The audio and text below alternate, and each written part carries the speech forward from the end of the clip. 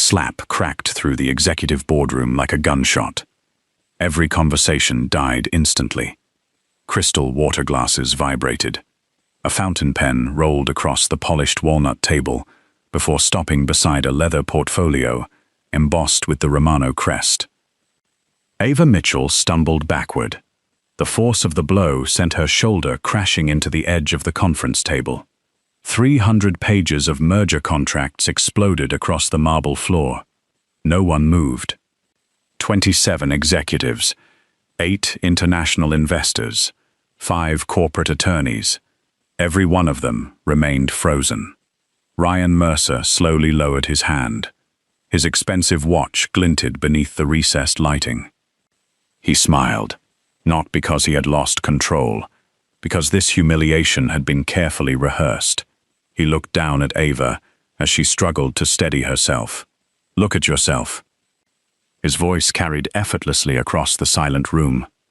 "You actually believed someone like you could become my wife."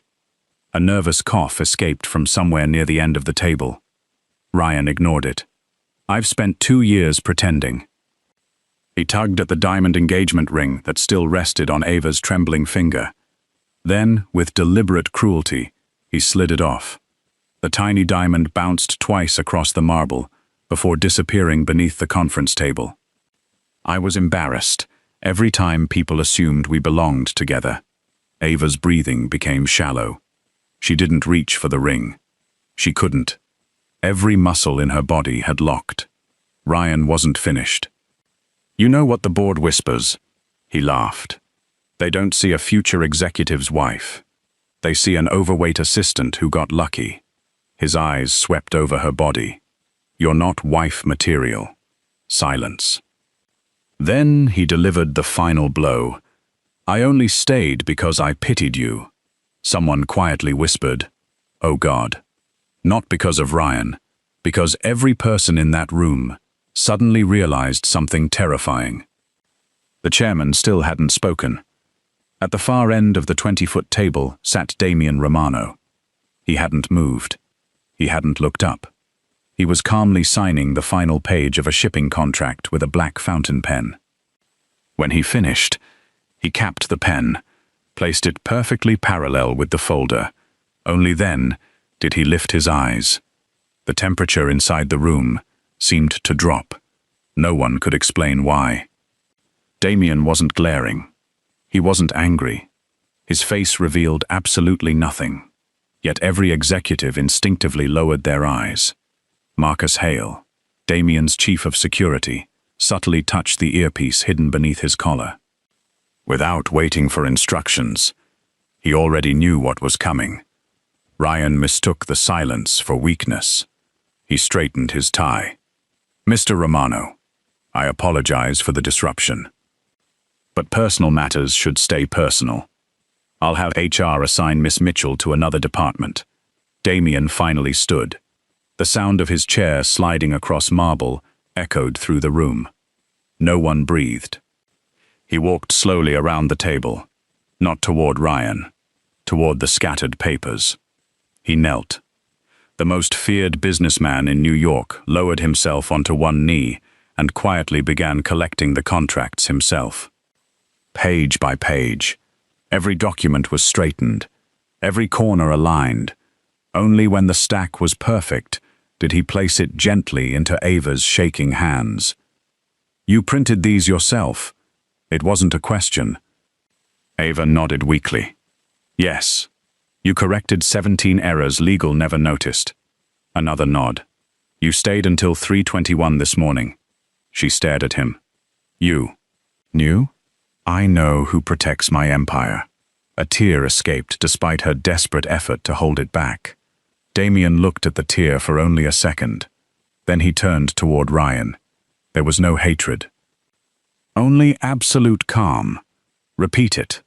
Ryan frowned. "I'm sorry?" "The sentence." Ryan laughed nervously. "I only said she isn't wife material." Damian held his gaze. "Again." Ryan swallowed. Perhaps for the first time, he felt something resembling fear. Still, his pride refused to bend. I said, "She isn't wife material." Damien nodded once. "Very well." Nothing happened. No shouting. No threats. No guards. Ryan smirked. "So, are we finished?" Damien looked past him. "Marcus." "Yes, boss." "Remove his name." Marcus simply nodded. "No further instructions." "None." Marcus pressed one finger against his earpiece. "Execute Black Protocol." Then he fell silent. Ryan laughed. "That's it? You think mysterious code words impress me?" Nobody answered. 30 seconds later, Ryan's phone vibrated. He glanced at the screen. Private bank. He rejected the call. It rang again. Annoyed, he answered. "What?" The color drained from his face. "What do you mean my accounts are frozen?" He looked toward Damien. "This is illegal." Nobody responded. The phone rang again. Mercer Capital. "Our board has unanimously voted to remove you as managing partner." "What?" "You no longer represent the firm." The call disconnected. Another phone call. His luxury condominium management company. "Mr. Mercer, we've received notice that your penthouse lease has been terminated, effective immediately." Ryan blinked. "What notice?" "We're not authorized to say." Click. Another call. His country club. Another. His private aviation service. Another. His political fundraiser. Another. His personal attorney. Each conversation lasted less than 20 seconds. Each ended exactly the same way. "We're terribly sorry. We can no longer do business with you." Ryan slowly lowered the phone. This is impossible." Damien finally spoke. "No, it's expensive." Ryan looked around wildly. "What did you do?" Damien answered without emotion. "I did nothing. I simply reminded people that every privilege they gave you passed through me first." The room fell deathly silent. One elderly investor unconsciously stood, not out of respect, out of instinct. Ryan shook his head. "You don't control banks." "No," Damien replied. "I know the men who own them. You don't control politicians." "I financed 3 campaigns." "You don't control the ports." "I built them." Ryan's breathing grew ragged. "This isn't over." Damien took one slow step closer. For the first time, a hint of coldness appeared in his eyes. "You believe Romano Global is my empire." "It isn't." He looked toward the skyline beyond the glass wall. "Those ships in the harbor, they sail because I allow them. The trucks crossing the bridges, they move because I permit it. The judges who protect legitimate commerce, they ask my opinion before making certain decisions. The unions, the ports, the shipping insurance, the private security companies, the freight terminals, they are not my business. They are my responsibility." Ryan could no longer speak. Damien's voice remained almost gentle. "You made one mistake." Ryan whispered. "What mistake?" "You thought she was only my assistant." A long silence followed. Then Damien delivered the sentence that every person in the room would remember for the rest of their lives. "You humiliated the one woman I entrusted with the keys to an empire, and you did it in front of the men who swore loyalty to mine." Marcus's earpiece crackled softly. He listened for 2 seconds, then looked at Damien. "It's done." Damien nodded once. Ryan's phone vibrated one final time. He opened the message. Access revoked. Every digital credential he owned had disappeared. Company access, financial access, travel access, even his biometric executive clearance. It was as though someone had erased him from the city. Ryan looked up in horror. "Who are you?" For the first time, Damien smiled. It wasn't warm. It wasn't cruel. It was the smile of a man who had stopped pretending to be ordinary. I'm the reason this city has had peace for 22 years. And now, you've mistaken my patience for weakness. Outside the boardroom windows, a cargo ship bearing the Romano crest slowly entered New York Harbor. Every executive instinctively stood, not because the meeting had ended, because they finally remembered something they should never have forgotten. Damian Romano was never the most powerful man in the room because he owned the company. He was the most powerful man in the room because the company was only the smallest part of what he owned. Ryan Mercer disappeared from Manhattan before sunset, not because he wanted to, because every door that had once opened for him suddenly refused to recognize his name. His platinum banking profile no longer existed. His biometric access cards failed. The penthouse elevator denied his fingerprint. His private driver apologized before handing back the car keys. "I'm sorry, sir. My contract has been transferred." Transferred to whom? The driver swallowed. "I wasn't told." That frightened Ryan more than any threat. Nobody was saying Damian Romano's name. They didn't need to. Across the Hudson River, inside an abandoned shipyard hidden beneath an active container terminal, a steel gate weighing nearly 20 tons slowly rolled open. 3 black SUVs descended into the underground complex. The city above knew the place only as Pier 9 Logistics. The underworld knew it by another name. The Vault. No police officer had ever entered. No satellite had ever mapped it. Every wall was shielded against surveillance. Every entrance required 3 separate biometric confirmations. Marcus Hale walked through the final security door. More than 40 men immediately stood. No one spoke. Each man wore a dark, tailored suit.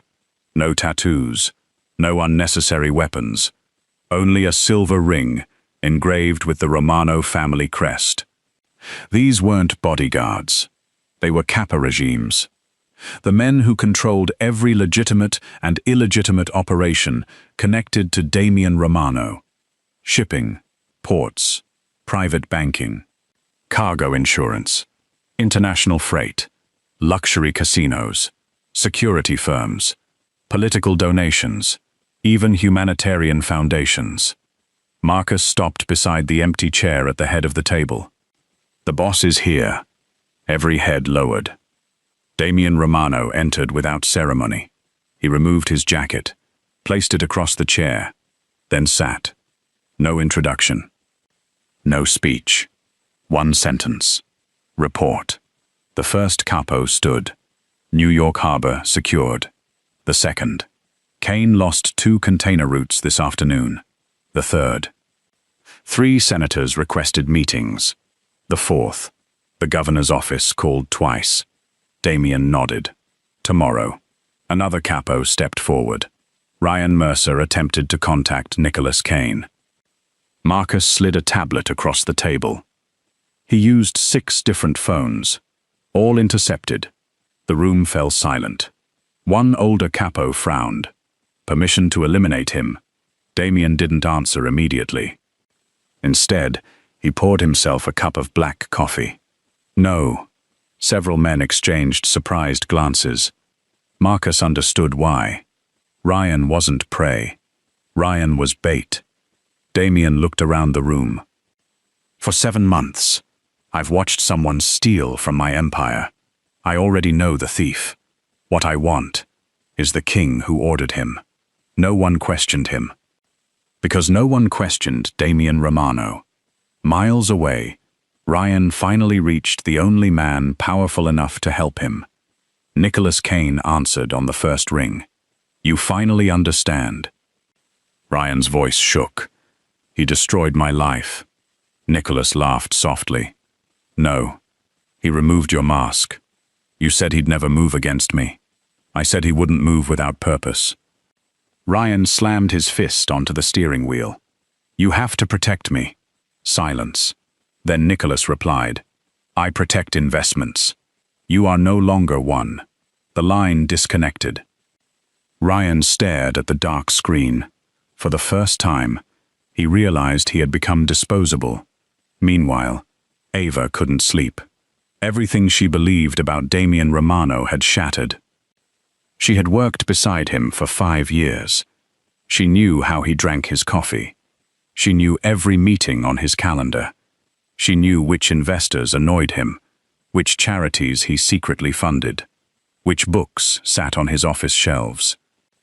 Yet, she had never known any of this. She stepped onto the balcony outside her apartment. Manhattan glittered beneath the night sky. Her phone vibrated. A single message. "Mr. Romano requests your presence." No address. Only GPS coordinates. She hesitated, then called Marcus. "I've never been there." "You haven't. Should I be worried?" Marcus answered honestly. "No. You should be honored." 20 minutes later, her taxi stopped before an ordinary warehouse on the Brooklyn waterfront. No company logo. No security signs. Nothing remarkable. Until the steel gates opened by themselves. Inside, 8 armed men examined the taxi before allowing it through. Another gate. Another checkpoint. Another. The deeper she traveled, the less the place resembled a warehouse. Finally, the vehicle entered a vast underground chamber. Ava slowly stepped out. She stopped breathing. An enormous digital map of New York covered one wall. Thousands of tiny lights blinked continuously. Cargo vessels, freight trains, truck convoys, financial transfers, emergency response units, weather systems, port traffic. Every moving piece of the city's commercial infrastructure appeared in real time. It looked less like a business headquarters and more like a military command center. Marcus approached quietly. "Welcome to the part of Romano Global that doesn't exist." Ava looked around. Dozens of analysts monitored enormous screens. Former military officers coordinated shipping routes. Cybersecurity specialists tracked encrypted communications. Intelligence teams translated conversations in 6 different languages. She whispered, "What is this?" Marcus smiled faintly. "This is how New York continues functioning without realizing who's holding it together." At the far end of the room, Damian stood alone before another digital wall. Without turning around, he spoke. "You finally know." Ava walked closer. "I thought I worked for a corporation." "You do. And this? This protects it." She watched dozens of shipping lanes illuminate across the Atlantic. "You're monitoring everything. Everything that feeds the city. Food, medicine, fuel, shipping. If chaos reaches the ports, it reaches every home." She looked at him differently now. "You aren't protecting an empire." Damian remained silent. She continued, "The empire is protecting the city." For the first time, a faint smile crossed his face. "Most people see power. You noticed responsibility." Marcus interrupted. "We've intercepted another encrypted transmission." The largest screen changed instantly. A satellite image appeared. Several cargo containers. One warehouse. One familiar face. Ryan Mercer. Meeting someone. The image sharpened. Ava's heartbeat stopped. Standing opposite Ryan was Nicholas Kane. The man intelligence agencies had spent 12 years trying to connect to organized crime. Marcus looked toward Damian. "We can take them now." Damian folded his hands behind his back. "No, they're finally standing on the same chessboard. I want to know who moves next." Ava stared at him. "You've known all along." Damian nodded once. "I've never been chasing Ryan. I've been waiting for Ryan to lead me to the man hiding behind him." She finally understood. Everything that had happened. The boardroom, the frozen bank accounts, the public humiliation, the surveillance. None of it had been revenge. It had been the opening move in a much larger war, and somehow, without realizing it, she had just become the most important piece on Damian Romano's board. The war officially began at 2:17 a.m., not with gunfire, not with an explosion, but with a single cargo manifest. A young intelligence analyst inside the vault looked up from his monitor. "Boss?" Marcus immediately turned. "What is it?" The Horizon Star just changed destination. The room became quiet. That ship was carrying nearly $600 million worth of pharmaceutical components belonging to Romano Logistics. Its route had never changed in 12 years. Marcus looked toward Damien. The order came from inside our own network. Damien walked to the screen. Who authorized it? The analyst hesitated. Ava Mitchell. The room froze. Dozens of eyes shifted toward Ava. She stared at the screen in disbelief. "I didn't," Marcus answered, before anyone else could. She couldn't. Damien remained expressionless. "Prove it." No accusation, no anger, just certainty. Ava immediately sat at the nearest terminal. "Give me 60 seconds. Her fingers flew across the keyboard. Authentication logs, satellite timestamps, network routes, encryption certificates. She ignored everything else. Then, she smiled. "It's fake." Marcus leaned closer. "How?" "They copied my digital signature. But," she highlighted 3 numbers. "My authentication key refreshes every 37 seconds. This one refreshed after exactly 30. She looked at Damien. "Only someone who stole my credentials, without understanding how I built them, could make this mistake." The room remained silent. Damien finally nodded. "I told you." Marcus smiled faintly. "I know. The person we're looking for isn't smarter than Ava." He only thought he was. Across the East River, Ryan Mercer sat inside a dimly lit warehouse. His suit had been replaced by jeans and a leather jacket. He no longer looked like an executive. He looked like a frightened man hiding from consequences. Nicholas Kane stood beside a shipping container. Unlike Damien, Kane enjoyed displaying power. Luxury watch, gold cufflinks, 10 armed guards. Everything about him demanded attention. "You failed." Ryan lowered his head. "I underestimated Ava." "No," Kane answered coldly. "You underestimated Damien." Ryan clenched his fists. "Why didn't you tell me who he really was?" Kane laughed. "Because nobody knows." He walked toward a massive map hanging on the warehouse wall. "People think Damien owns a corporation." "They're wrong. They think he controls New York." "They're wrong again." Ryan frowned. "What are you talking about?" Kane pointed toward the Atlantic Ocean. "Romano owns shipping routes, insurance, fuel contracts, customs influence. If he wanted, he could stop food from entering this city within 72 hours. Ryan stared at him. "So why doesn't he?" Kane's smile disappeared, because unlike us, he believes power should be invisible. Silence settled over the warehouse. Finally, Ryan whispered, "Can we beat him?" Nicholas looked directly into his eyes. "If we make him angry enough, he'll stop behaving like Damien Romano. He'll become the man his enemies still whisper about." Back inside the vault, Marcus received another encrypted report. "Boss, Kane is moving." Damien nodded. "As expected. He'll attack the merger." Marcus looked confused. "Not us?" Damien shook his head. "He doesn't want my company. He wants my reputation." Ava frowned. "I don't understand." Damien walked toward the giant city map. He pressed one button. Hundreds of interconnected lines illuminated. "This is trust." He pointed toward the shipping routes. "The banks trust me. The ports trust me. The unions trust me. The government tolerates me. The people who work these docks trust that every paycheck arrives on time." He looked at Ava. "If Kane proves I can't protect them, I lose everything." Not money. Not power. Trust.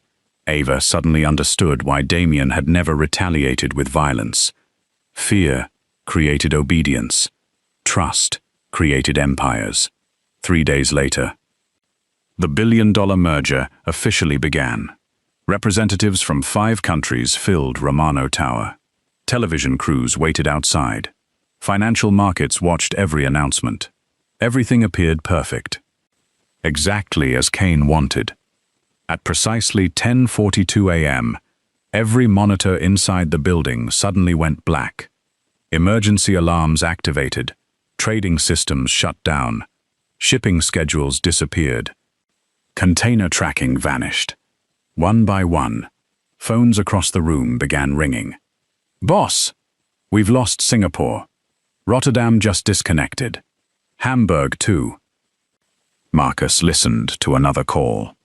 The banking network is under attack.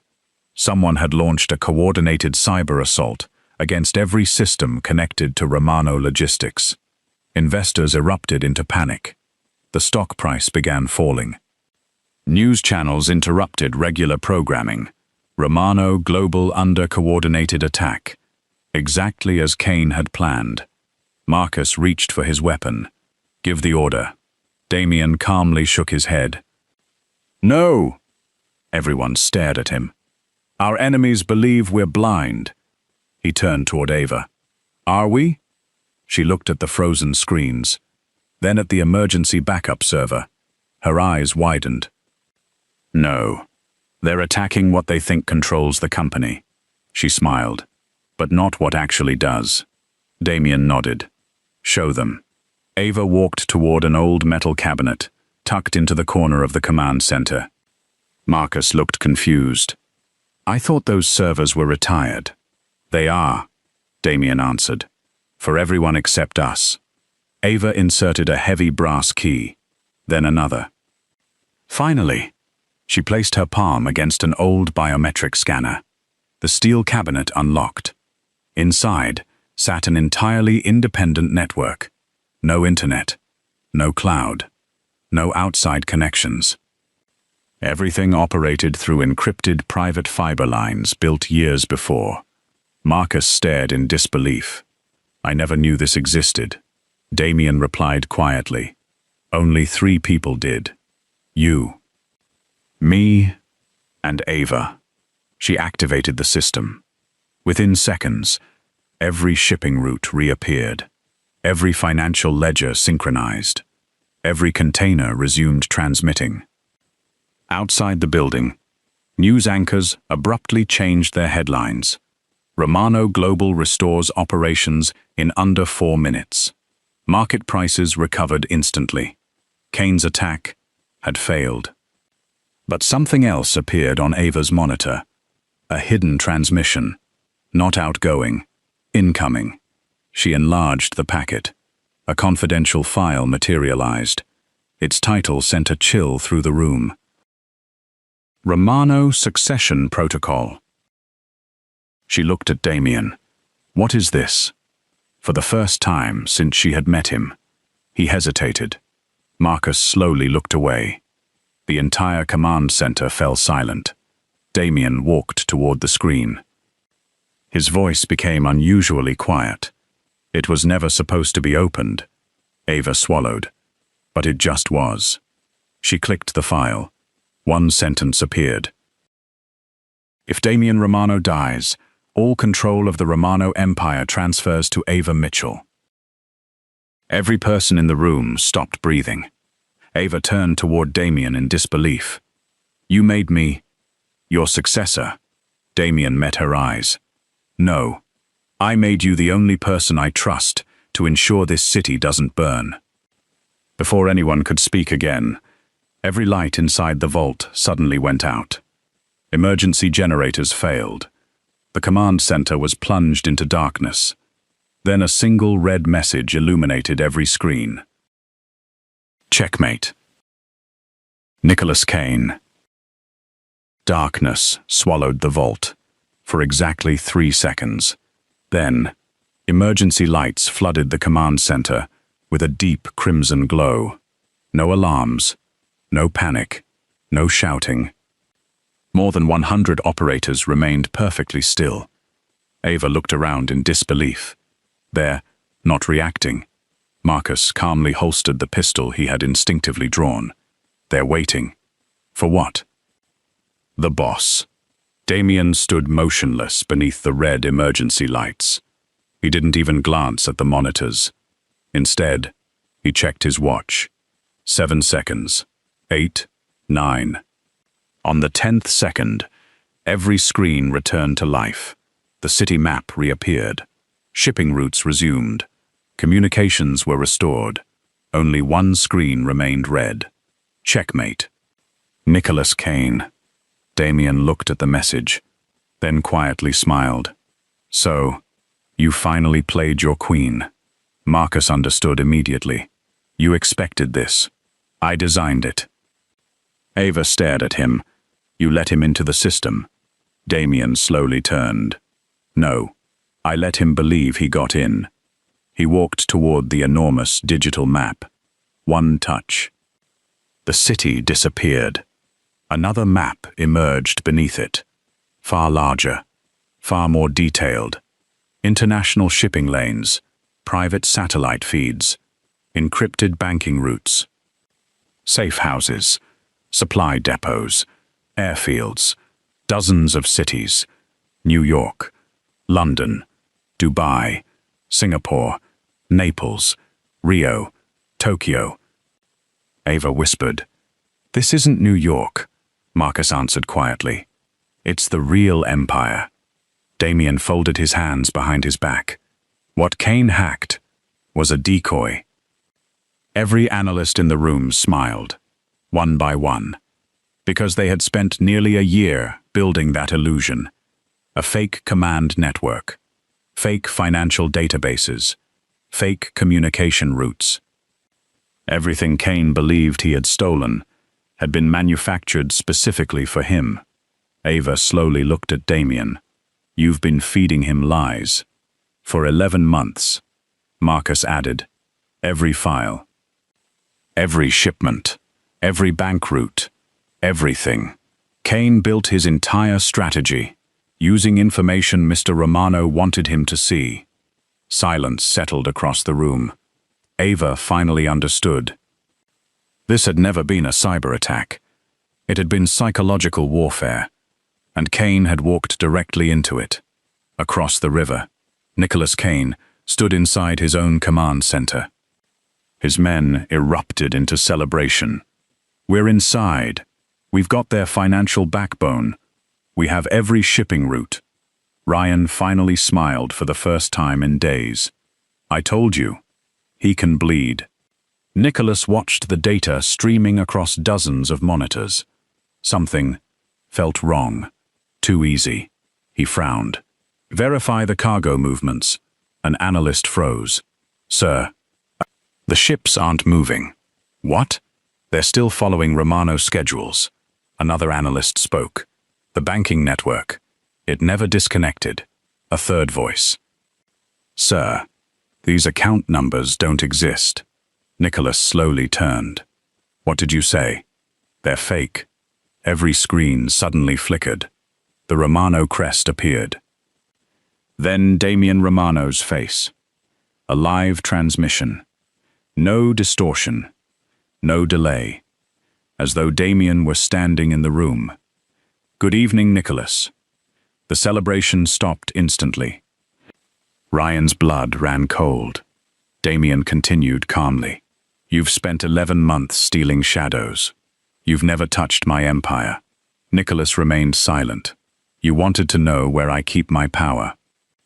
Damien looked directly into the camera. "I keep it inside people." The transmission changed. Hundreds of photographs appeared. Warehouse managers, harbor workers, judges, bank presidents, union leaders, Coast Guard commanders, international shipping executives. Beside each photograph, one word: loyal. Damien spoke again. "You thought I built an empire with fear. No, I built it with promises I never broke. The screen shifted once more. Another list appeared. This one far shorter. 7 names, each marked in red. Ryan Mercer, 3 accountants, 2 shipping supervisors, 1 customs officer, Nicholas Kane. Ryan frowned. "What is this?"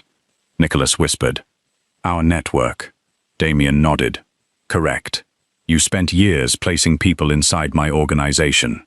I spent years placing people inside yours." Every light inside Kane's headquarters suddenly went out. Not because of hackers, because the electricity had been cut. Outside, police sirens echoed through the docks. Federal agents, port authority officers, financial crimes investigators. Not one agency. 6. Moving simultaneously. Nicholas finally understood. Damien hadn't called the police. He had quietly handed 6 different agencies 6 different crimes. Each one had acted believing the case belonged to them. No one realized they were pieces on the same chessboard. Nicholas looked toward Ryan. "You brought me into his trap." Ryan stepped backward. No. You said." Nicholas drew a pistol. Ryan's face turned white. Before he could speak, the warehouse roof exploded with blinding floodlights. A voice thundered through loudspeakers. "Federal agents, drop your weapons." Chaos erupted. Gunfire cracked through the warehouse. Men scattered in every direction. Ryan threw himself behind a steel container. Nicholas disappeared into the smoke. Back inside the vault, Marcus watched the live drone feed. Kane escaped. Damien wasn't surprised. He always would. And Ryan. The drone zoomed closer. Ryan was running. Alone. Terrified. No guards. No allies. No Nicholas. No future. Marcus asked quietly. "Do we stop him?" Damien looked toward Ava. "What do you think?" She watched Ryan stumble through the rain-soaked docks. The man who had once mocked her, humiliated her, destroyed her life. She took a long breath. If he dies, the truth dies with him. Damien smiled. Exactly the answer he expected. "Marcus. Bring him in. No unnecessary force. He's finally ready to tell the truth." Hours later, Ryan sat alone inside an interrogation room, deep beneath the vault. No chains, no bruises, no threats, only silence. Damien entered, carrying 2 cups of coffee. He placed one in front of Ryan. Ryan stared at it.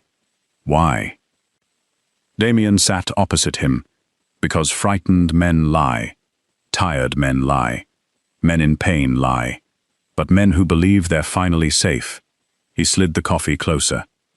"Usually tell the truth." Ryan laughed weakly. "You've already won." Damien shook his head. "No, I've only removed the first piece. The real game hasn't started yet." Ryan slowly looked up. "What do you mean?" Damien opened a thin folder. Inside, a single photograph. Ryan's expression collapsed. No, it showed Nicholas Kane, shaking hands with a man Ryan had never expected to see. A United States senator. Behind them stood 2 international banking executives, and one face Ava immediately recognized from Romano Global's board of directors. Ava whispered, "My God." Damien closed the folder. This was never about stealing my company. He looked at both of them. They're trying to buy the entire city. Silence filled the room. Ryan finally broke. Tears welled in his eyes. "I'll tell you everything." Damien leaned back. "I know. That's why I kept you alive." Rain washed over Manhattan for 3 straight days. When it finally stopped, the city looked exactly the same. People hurried to work. Ships entered the harbor. The stock market opened. Children crossed the streets holding their parents' hands. No one realized how close New York had come to falling into the hands of men who viewed it as nothing more than another asset to own. because that was Damian Romano's greatest victory. When he won, the world never noticed a battle had been fought. 3 weeks later, Romano Global announced an emergency shareholders' assembly. Every major financial network covered the event live. Investors from 4 continents attended. Federal officials occupied the front rows. The board of directors looked unusually nervous. They knew today's meeting wasn't about quarterly profits. It was about judgment. Ava stood quietly behind the stage curtains. She wore a navy blue suit tailored with understated elegance. For the first time in years, she wasn't wondering whether people were staring at her weight. She no longer cared. Because she had finally learned something Ryan never understood. Confidence isn't something another person gives you. It's what remains after they fail to take it away. Marcus approached. Nervous? She smiled honestly. A little. You shouldn't be. Why? Because today, the whole city is about to meet the woman the boss trusted before anyone else did.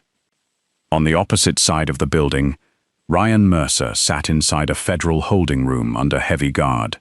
His plea agreement had been accepted. Everything he knew had been documented. Every payment. Every meeting. Every politician. Every shell company. Before being escorted away, Detective Olivia Grant stopped beside him. One question. Ryan looked up. What? When did you realize you had already lost?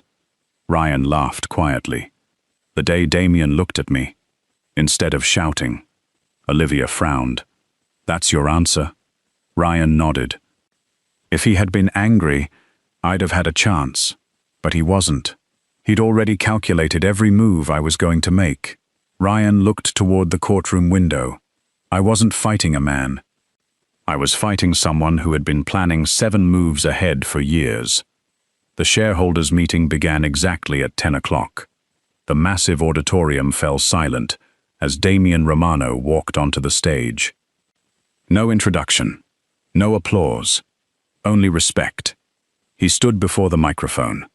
For 22 years, Romano Global has existed because people believed one promise. If you build honestly, if you work honestly, if you protect those beside you, we will protect you. He paused. In recent weeks, that promise was tested. Large screens illuminated. Evidence appeared. Not sensational headlines, not dramatic videos, only facts, financial records, wire transfers, signed confessions, government indictments. Every document connected Nicholas Kane's organization to corporate espionage, bribery, market manipulation, and organized financial crime. The evidence spoke for itself. Then Damian surprised everyone. He closed the presentation. I'm not here to celebrate. I'm here to introduce the person who actually saved this company. He turned toward the side entrance. Ava. The auditorium slowly turned. Ava walked onto the stage. Hundreds of executives rose instinctively. This time, no one saw an assistant. They saw the woman who had quietly prevented the collapse of one of the world's largest logistics empires. Damian stepped aside, giving her the center of the stage. Not because she needed permission to stand there, because she had earned it. Ava looked across the audience. Only a month earlier, this same room had watched her life fall apart. Now, those same people waited to hear her speak. She took one steady breath. I've spent years believing that if I worked hard enough, eventually someone would notice. She smiled gently. I was wrong. The room listened carefully. People don't always notice. Sometimes they underestimate you. Sometimes they laugh. Sometimes they leave. She paused. But your value has never depended on their opinion. Silence. Then applause. Not because of polished words, because everyone recognized the truth in them. After the meeting, most executives left. Only Damian and Ava remained in the now empty boardroom. It was the very room where everything had begun. The sunlight reflected across the same marble floor where her engagement ring had once rolled away. Damien walked toward the large window overlooking the harbor. Without turning around, he asked, "Do you remember what Ryan said?"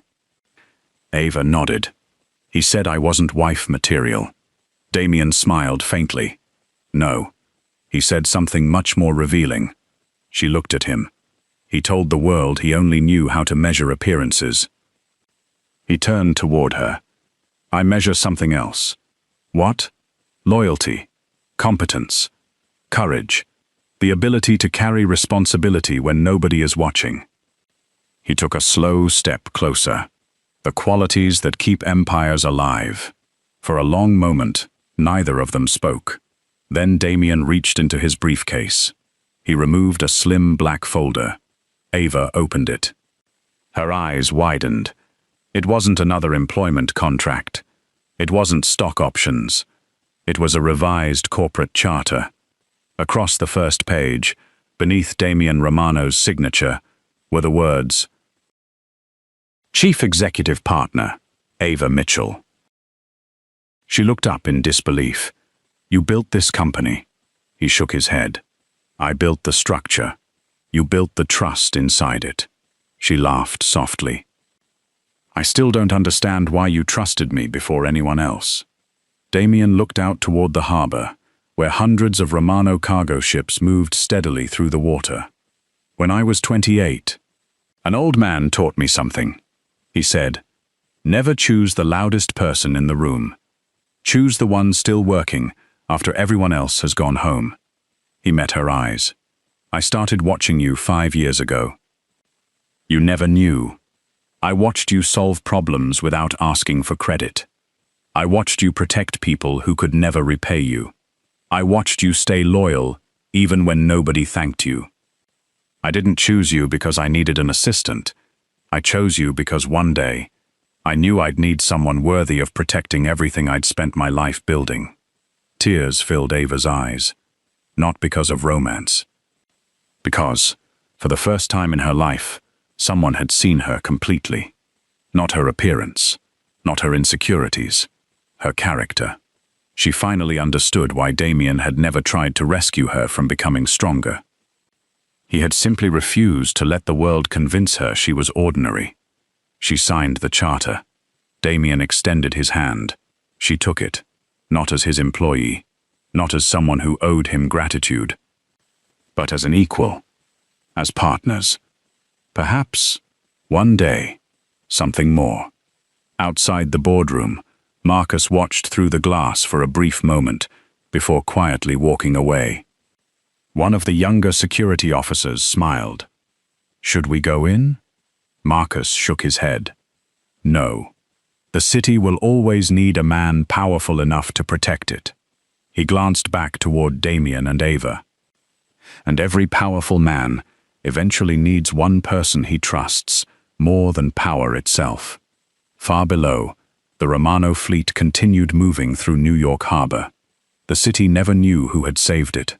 It never knew how close it had come to disaster.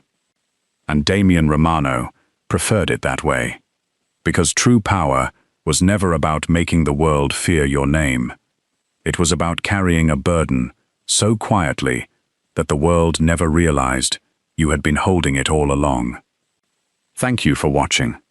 If this story reminded you that true strength is measured by character, loyalty, and integrity, not appearance or status, leave a comment and tell us which moment stayed with you the longest. Don't forget to like, subscribe, and turn on notifications for more unforgettable stories of courage, justice, and extraordinary people who discover their true worth when the world least expects it.